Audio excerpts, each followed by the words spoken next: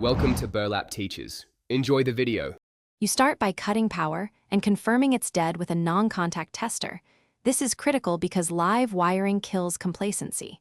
Once done, remove the faceplate and loosen screws that hold the receptacle. Make sure to photograph or sketch the wiring layout so you know which conductor goes where.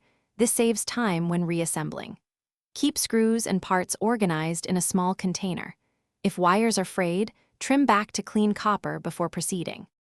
You now inspect the stripped wires and terminal condition, because poor contact causes heat and failure later.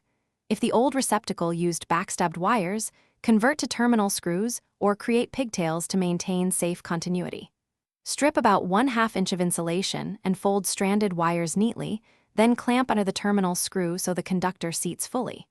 Make sure the grounding conductor is attached to the green screw. Once tight, gently tug each conductor to confirm secure seating. You finish by tucking wires back into the box neatly and fastening the receptacle so it sits flush. This prevents stress on connections.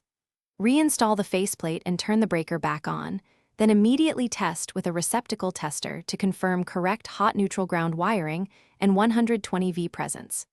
If the tester shows an open ground, reversed polarity, or no power, make sure power is still off and reinspect terminals and pigtails. If you can't find a clear fault, stop and call a licensed electrician. Thanks for watching. Consider subscribing if this video helped you.